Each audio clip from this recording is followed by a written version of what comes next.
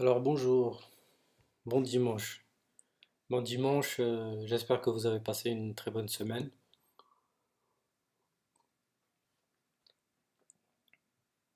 Donc je suis en train de prendre mon café, il est 11 heures, il est 11h30, 11h30 du matin. Donc il fait beau, il fait, ça sera une journée ensoleillée aujourd'hui, donc il n'y a pas de souci de ce côté-là. Pour tous ceux qui veulent aller à la plage et profiter, eh ben c'est le moment. Parce que l'été approche à sa fin. Et puis, donc la fin de l'été, c'est pour bientôt. Et puis c'est bientôt la rentrée. Que ça soit des classes ou que ça soit le retour au travail, etc. Donc, pour les gens normaux, pas pour moi. Moi, l'extraterrestre.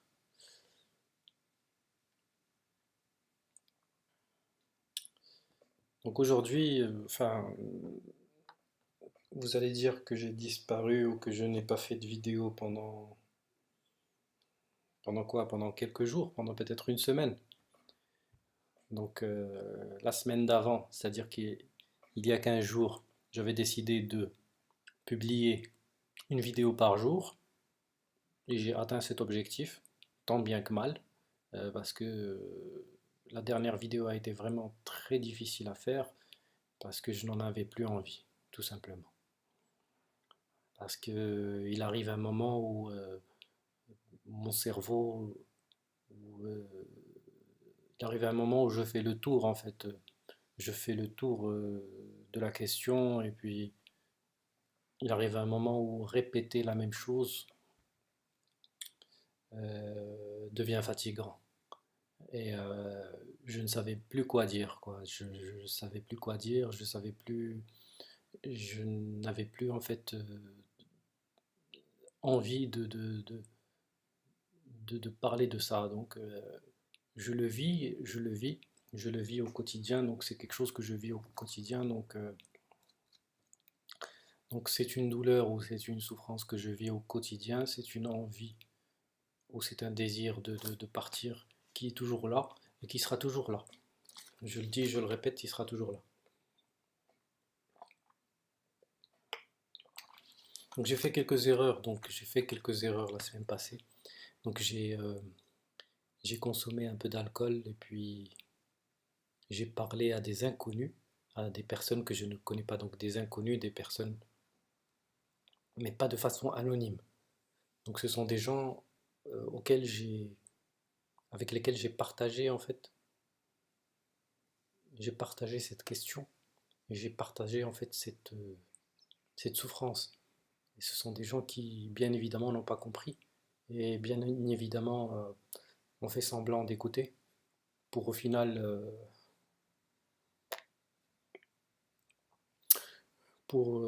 en fait pour je veux dire toute la discussion a été c'est moi qui a fait la discussion donc c'était des gens qui avaient on va dire qui avaient pris le temps d'écouter mais tel un documentaire à la télé ou je ne sais pas ou un événement comme ça éphémère la discussion on dirait que toute la discussion que j'ai eue avec ces personnes-là ne les a pas du tout marqués. Donc c'était quelque chose qui était peut-être nouveau, qui était peut-être différent, qui n'avait peut-être n'avait jamais n'avait jamais en fait été confronté à une telle situation. Je veux dire une personne qui veut mourir et qui le dit, peut-être. Mais ce n'était pas plus extraordinaire que ça. Je ne dis pas que c'est extraordinaire, mais je dis juste que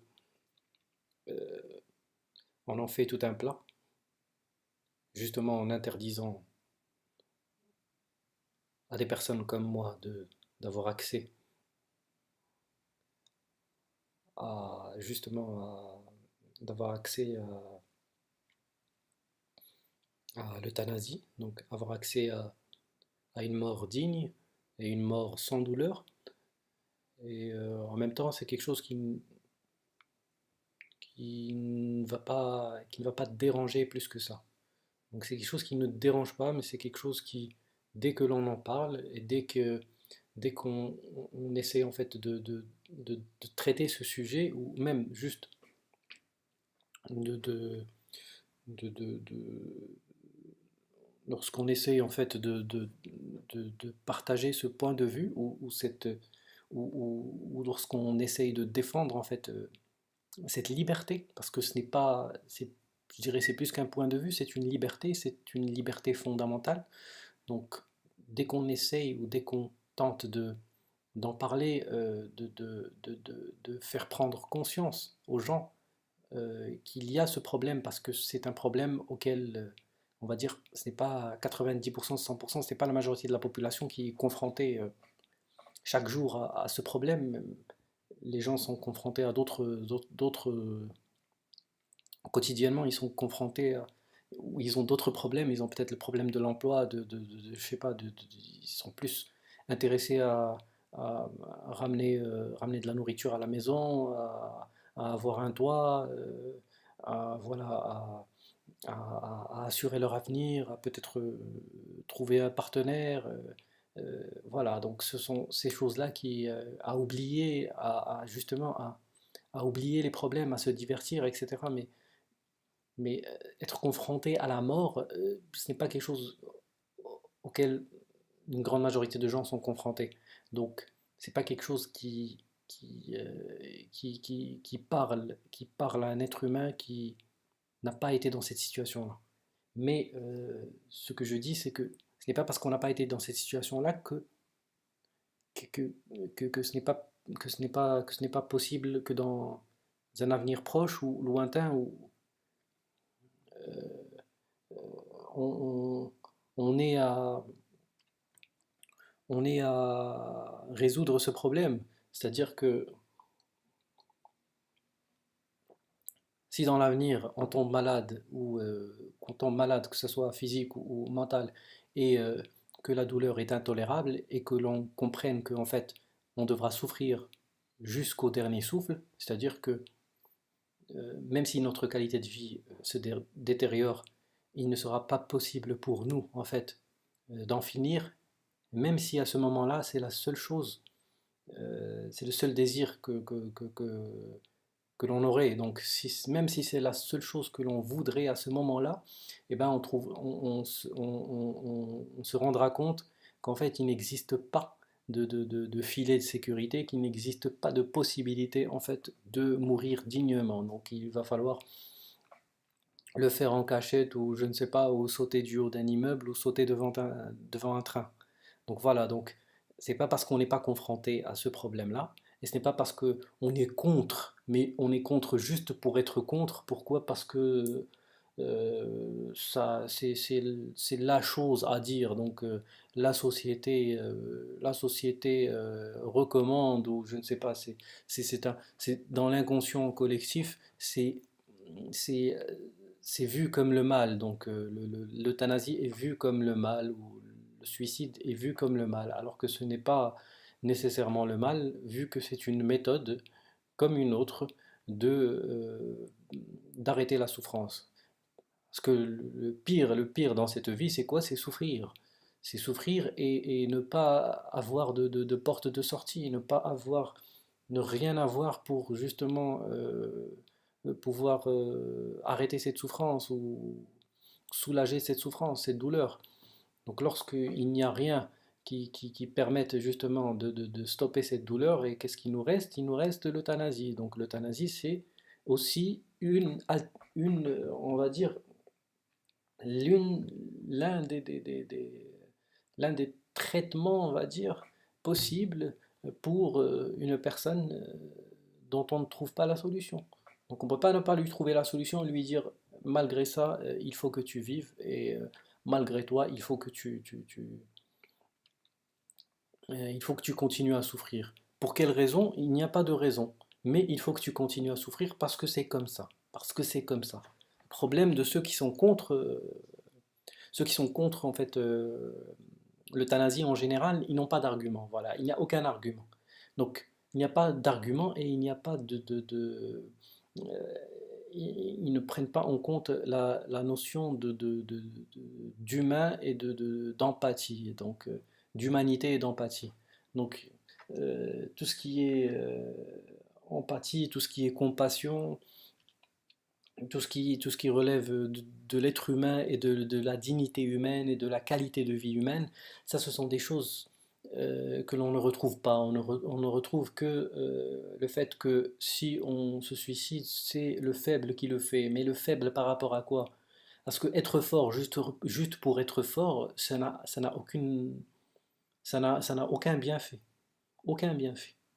Être fort pour être fort, ça sert à quoi? On est fort pour peut-être dépasser des difficultés, on est fort justement, on est fort lorsqu'on a encore de l'énergie et lorsqu'on a encore de la volonté.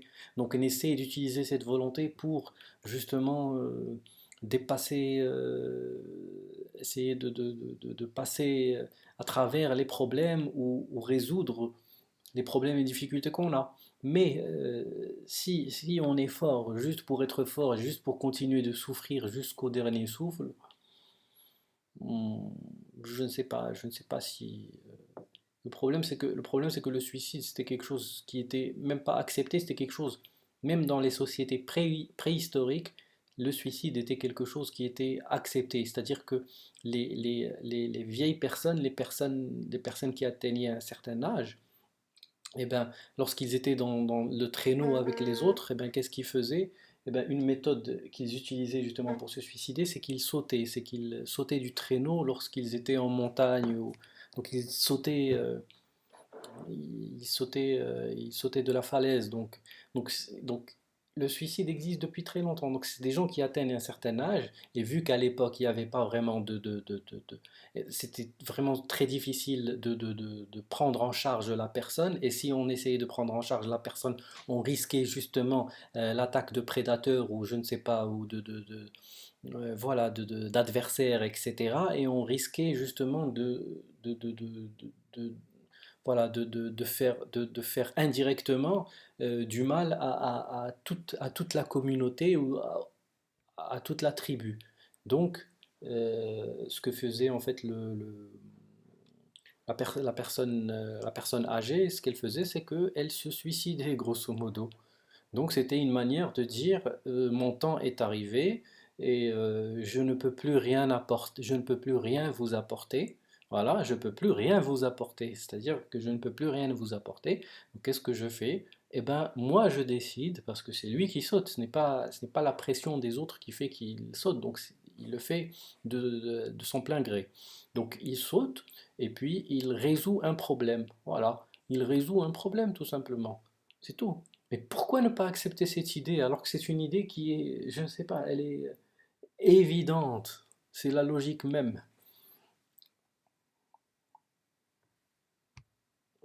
On se concentre toujours sur la vie humaine, la vie humaine, la vie humaine. Il y a 8 milliards d'êtres humains sur Terre. Ce n'est pas quelque chose qui est précieux.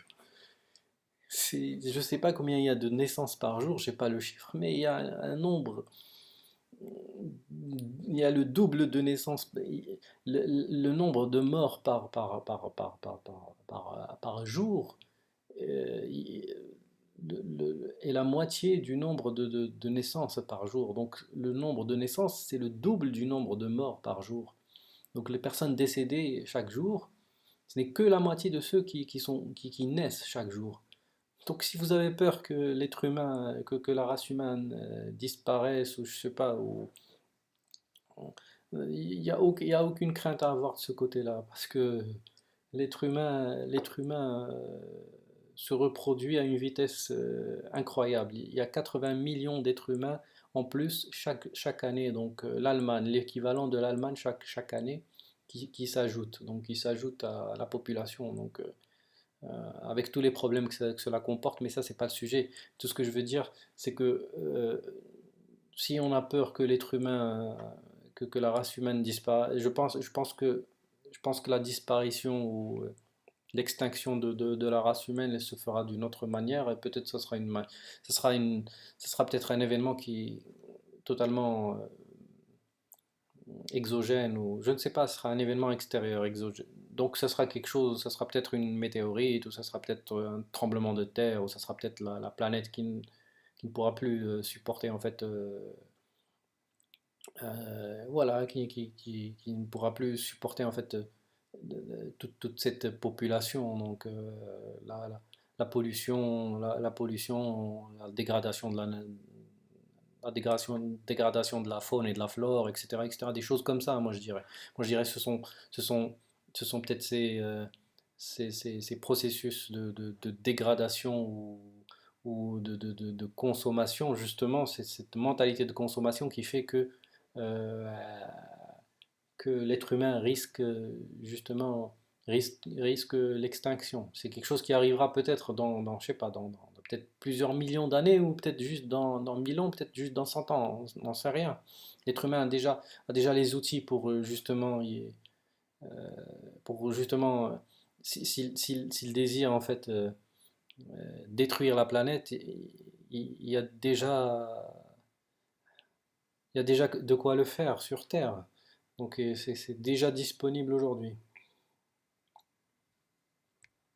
Donc je ne sais pas, donc la- la- le fait que l'être humain est précieux ou que la vie est précieuse, mais la vie, moi je dirais que la vie, elle n'est précieuse que lorsque elle vaut la peine d'être vécue, tout simplement. Donc c'est tout, lorsqu'elle vaut la peine d'être vécue.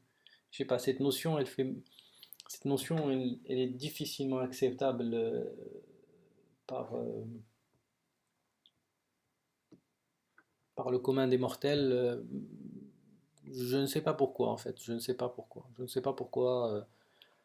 Je ne sais pas pourquoi. Peut-être parce que l'être humain est devenu un simple consommateur et puis un consommateur est très utile au système, et puis tout simplement. Vu que c'est un consommateur, donc quel qu'il soit, c'est un consommateur. Donc comment dire, on, on- on- on évalue justement le succès le succès d'une société par la croissance qu'elle génère par exemple. Donc plus et le facteur démographique, c'est un facteur qui est très important dans la croissance. Donc peut-être que ça veut croître, ça veut faire du business, ça veut donc l'être humain ne, ne, ne considère en fait plus l'être humain comme comme une personne précieuse, parce que si on la considérait précieuse, à mon avis, euh, et si on donnait à l'être humain de la valeur, on ne voudrait pas justement que l'être humain souffre, et puis qu'il souffre gratuitement, parce que c'est gratuit.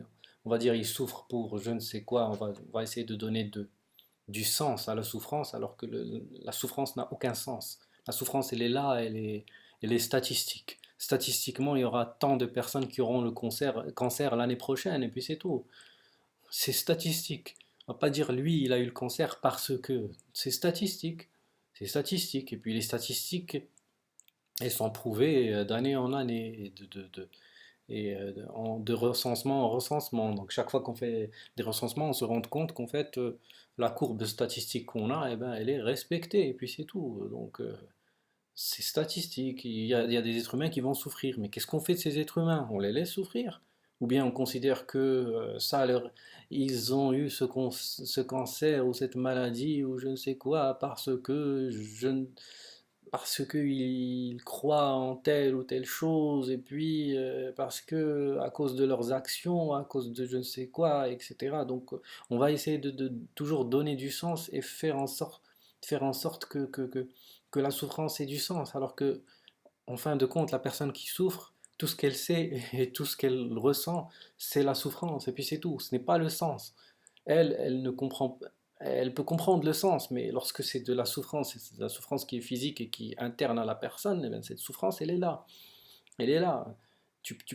Peut essayer de l'expliquer, on peut essayer de la justifier comme on veut, mais la personne qui souffre, elle ne fait que souffrir, elle ne justifie pas cette souffrance. Elle n'arrive pas en fait à moins souffrir parce que sa souffrance est, parce qu'elle pense que sa souffrance est justifiée. Ça, c'est une ineptie que je ne peux accepter. Et que même n'importe quel être humain avec un esprit ou dans n'importe quel être humain dans une démarche logique ne peut accepter de telles inepties. Je suis vraiment désolé. Vraiment désolé de le dire parce que on- il faut en fait, ce qu'il faut, c'est que on dirait que la dernière chose qui reste en fait un dernier tabou qui doit sauter. On fait sauter le tabou des PD, on fait des PD, les homosexuels, on fait sauter le tabou des LGBT, quoi encore, voilà, on fait sauter le tabou de, de- de l'avortement. Ça remonte à pas mal de temps maintenant, même si il y a pas mal de sociétés rétrogrades qui ne, qui ne le permettent pas encore. En tout cas, moi ce que je veux dire, c'est qu'on fait sauter tous ces tabous-là, d'accord? Mais il reste un tabou qu'il faut faire sauter, c'est le droit de mourir. Il faut faire sauter ce tabou. Le droit de mourir, ce n'est pas pour les gens qui ont 80 ans, 90 ans et qui ont le cancer et qui vont mourir dans 3 mois. Le droit de mourir, c'est un droit qui doit être universel, parce que c'est le droit de disposer de son propre corps. N'importe quand, si moi je ne désire plus vivre, j'ai ce droit-là. C'est mon droit, c'est ma vie. C'est ma vie, c'est mon droit fondamental. J'incite personne au suicide. Ça, c'est chacun il fait ce qu'il veut. Moi, je suis pas là pour dire que le suicide c'est bien ou c'est mal. Moi, je suis là pour dire que si une personne et si moi, et je parle que de moi, si moi je décide que j'en ai marre de souffrir et j'en ai marre de cette douleur et j'en ai marre de cette dépression et j'en ai marre de ces montagnes russes que je vis, ces montagnes russes qui font qu'une semaine je me sens super mal, une autre semaine je me sens un peu mieux, et la semaine d'après encore pire, etc. J'en ai marre. J'en ai marre de faire des projets dans ma tête, etc. pendant 2 3 jours, et lorsque je vais commencer à travailler dessus, de ne plus avoir envie de le faire. J'en ai marre de cette instabilité. J'en ai marre de cette instabilité, j'en ai marre de cette maladie. Moi, j'en ai marre de cette maladie. J'en ai marre de cette maladie. J'en ai marre. Et ça, on peut pas le comprendre. Ça, on peut pas le comprendre.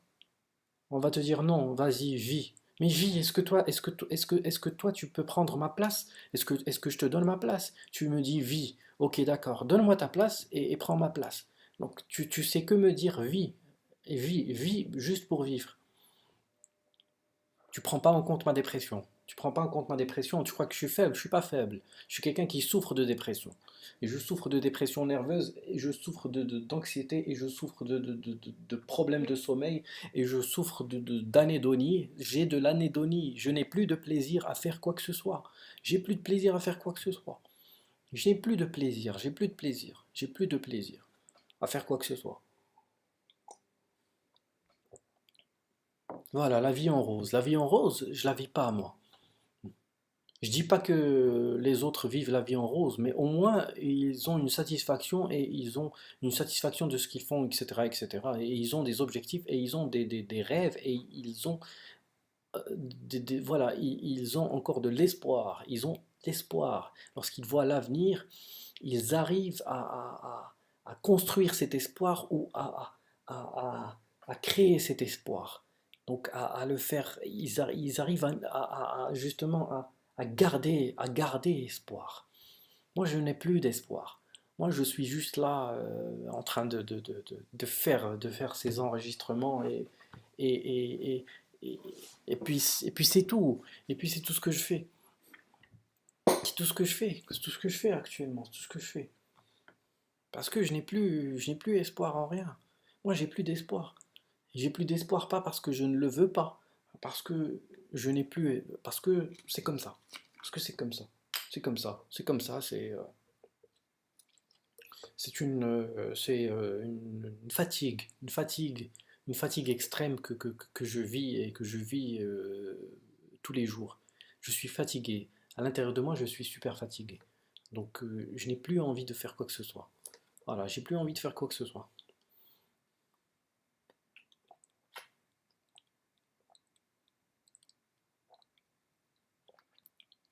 J'ai plus envie de faire quoi que ce soit. Pourquoi? À cause de ma maladie, tout simplement. Non, je suis pas quelqu'un qui est faible, je suis pas quelqu'un qui est paresseux, je suis pas quelqu'un qui... Je suis quelqu'un qui est malade. Je suis malade. Et quand je dis ça, quand je dis ça, je ne fais que dire ce que je ressens. Voilà, je suis malade. Je suis malade, j'ai ce problème qui me dépasse. Voilà. Ce problème qui me dépasse, c'est cette dépression qui, à chaque fois, à chaque fois que j'essaie en fait de la combattre, elle ne fait que, en fait, que se renforcer et que devenir encore plus. Elle, en fait, elle s'adapte et elle se renforce. Donc, cette dépression, elle s'adapte. Donc, elle s'adapte dans le sens où elle revient encore plus forte. Et chaque rechute que j'ai est encore pire que la précédente. Donc ça, c'est quelque chose qu'il faut noter et c'est pas quelque chose qu'il faut prendre à la légère parce que souvent on dit tu es déprimé mais prends des antidépresseurs et ça ira mieux. Mais les antidépresseurs m'ont un peu aidé mais pas vraiment. Donc en fait aucun traitement ne m'a vraiment aidé. Donc c'est des traitements qui m'ont aidé un peu mais qu'est-ce que je vais dire? Ils m'ont aidé autant que l'alcool, puis c'est tout. Parce que je bois pas parce que je suis alcoolique, mais je bois parce que je suis déprimé. Voilà, je bois parce que je suis déprimé. Et je bois pas parce que je suis déprimé, je bois parce que je souffre d'une dépression chronique, d'une dépression majeure et d'une dépression merdique. Voilà.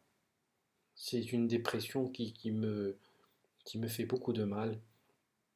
C'est une dépression qui me... Chaque fois j'ai les nerfs. À chaque fois j'ai les nerfs quand j'en parle. Parce que je me dis plus pourquoi c'est arrivé à toi, pourquoi ça arrive à toi. Non, je me dis pas ça, je me dis, je ne crois pas au destin, moi je crois au hasard, et puis c'est tout. Je dis que c'est arrivé, je dis que j'ai été atteint de dépression parce que ça m'a été transmis, ça m'a été transmis dans mes gènes, et puis c'est tout. Donc c'est dans mon sang, c'est dans mon sang, et puis c'est tout. Qu'est-ce que je peux y faire? Je peux rien y faire. C'est dans mon sang. La dépression, elle est dans mon sang. Et puis c'est tout. Et puis qu'est-ce qu'on va faire? Qu'est-ce que je peux faire? Qu'est-ce que je peux faire vraiment? Si c'est dans mon sang, si c'est en moi, qu'est-ce que je peux faire? Je sais pas. Je sais pas. Mais moi, je sais ce que je veux. Moi, ce que je veux, c'est ne plus exister. J'aurais aimé ne jamais naître, en fait. J'aurais aimé ne jamais naître. Euh, Là, c'est trop tard. Donc là, il faut en finir. Puis j'espère en finir bientôt. J'espère que ça ne va pas durer encore une éternité. Voilà. Parce que, parce que chaque jour est une épreuve. Chaque jour est une épreuve et pas des moindres. Chaque jour, il faut se battre. Et il faut se battre. euh, il ne faut pas s'avouer vaincu alors qu'on est déjà vaincu. C'est ça la dépression. C'est comme quelqu'un qui est déjà perdant, mais il doit quand même se battre parce que son corps a certains besoins. Son corps a certains besoins et ces besoins, ils doivent être... enfin, il faut arriver justement à vivre. Donc tout simplement, il faut permettre au corps biologique de vivre, sinon il va encore plus te faire souffrir. Donc que ce soit par la faim ou par le sommeil, ou etc., etc. Donc si j'ai faim, il faut que je mange. Donc sinon, je vais avoir faim et puis voilà.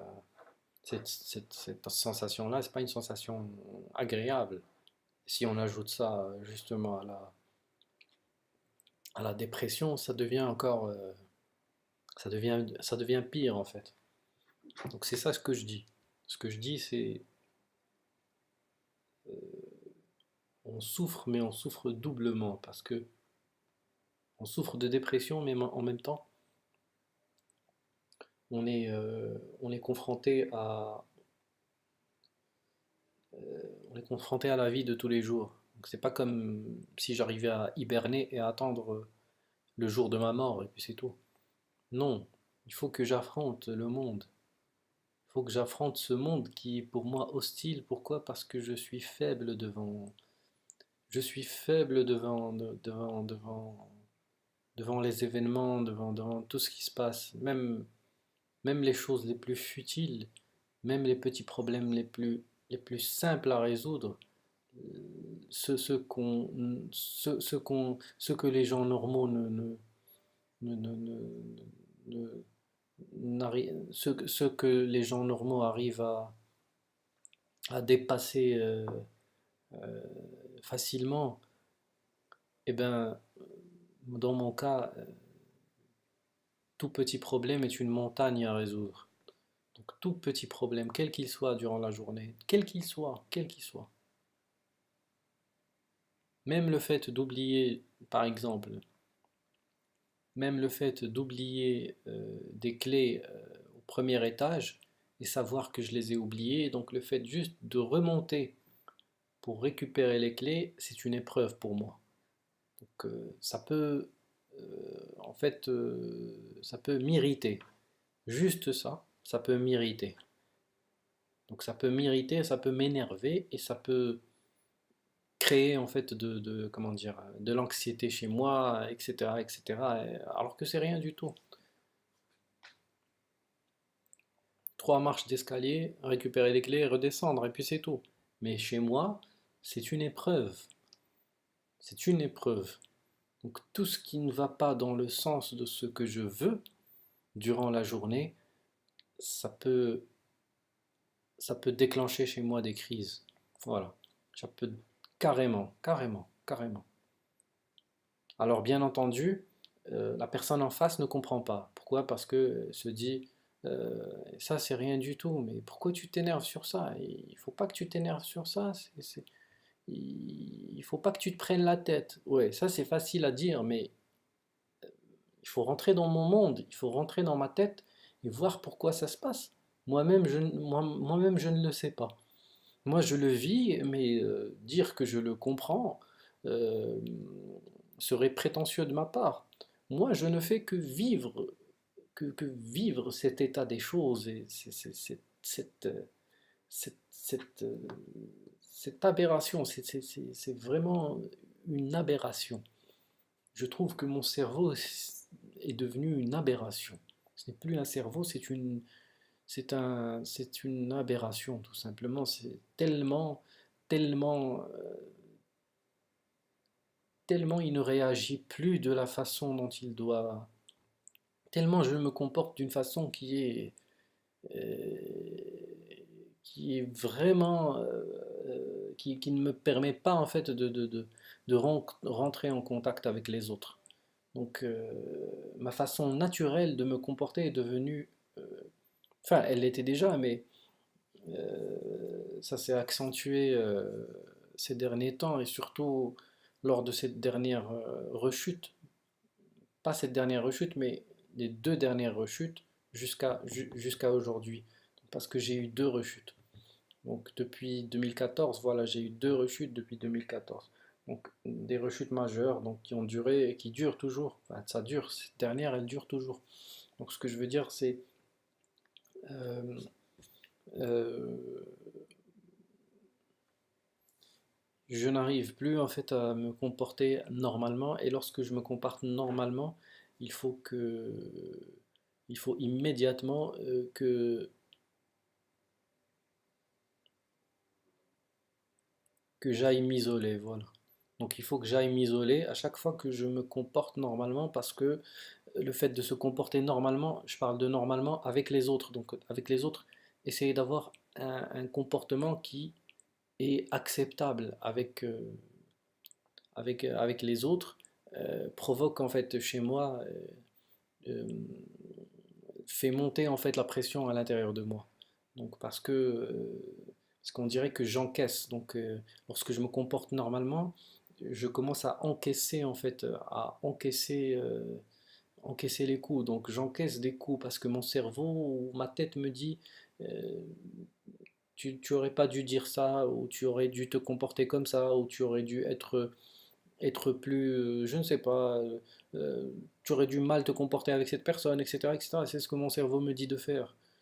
Et vu que moi je ne veux pas le faire parce que j'essaye au maximum de me contenir, donc j'essaie de contenir tout ce qui va créer en fait de la friction, tout ce qui va créer de l'affrontement avec les autres ou qui va déclencher une dispute, etc. Donc lorsque moi j'essaye de faire ça, il faut immédiatement après que j'aille m'isoler et que lorsque je m'isole, j'essaie en fait de me calmer. Voilà, lorsque je m'isole, j'essaie en fait de me calmer. Voilà, de me calmer, de dire dans ma tête ce que j'ai envie de dire et voilà, et en vouloir aux autres, etc., etc., etc. Voilà. Donc me comporter de cette façon-là, donc dire que c'est moi qui a raison, etc., même si je n'ai pas raison, etc. Donc voilà, donc grosso modo. C'est pour ça que j'évite d'être avec les autres parce que ça me fait du mal à l'intérieur, tout simplement. D'accord. D'accord, je me suis bien comporté, etc., etc. Et puis, euh, et puis on n'a pas pu détecter quoi que ce soit chez moi. Donc, pour les autres, je suis normal. Donc, voilà. Mais ce qu'ils comprennent pas, c'est que à l'intérieur, c'est autre chose. Voilà. Donc, c'est pour ça que j'ai écrit aujourd'hui La vie en rose.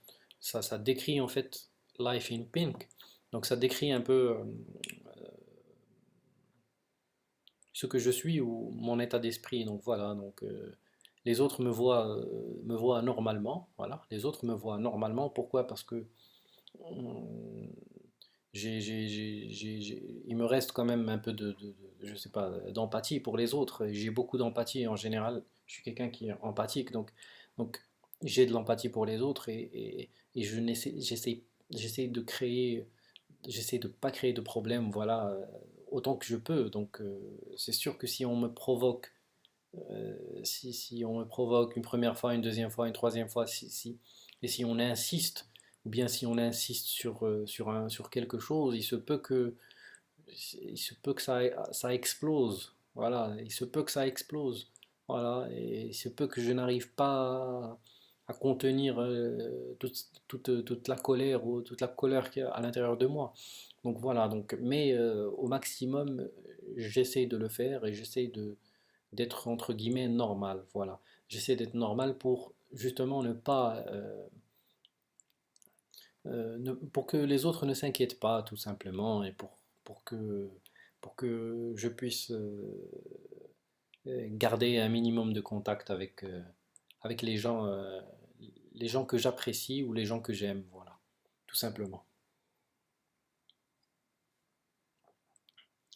Donc la vie en rose n'est qu'une façade, tout simplement. Voilà, c'est ce que je voulais dire. Et puis je pense que je vais vous laisser parce que voilà,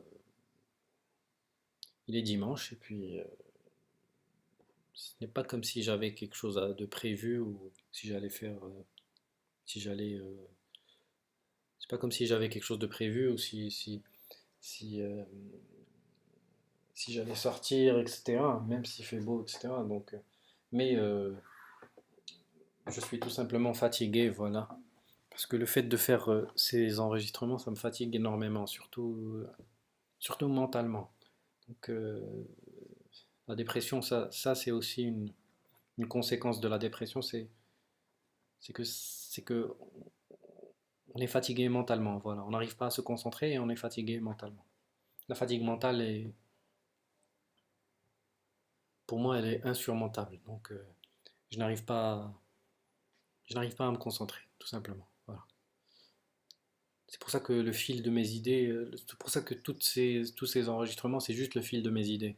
Donc, je n'essaie pas de me concentrer pour, pour, euh, pour parler de manière structurée ou quoi que ce soit. Donc, ce n'est que le fil de mes idées et puis c'est tout.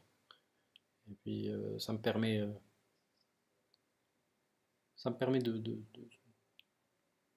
de me soulager un peu, voilà. Merci. Je vous souhaite une excellente semaine. Et puis, pour ceux qui vont se taper cet enregistrement aujourd'hui, eh ben, un excellent, un excellent dimanche. Salut, au revoir.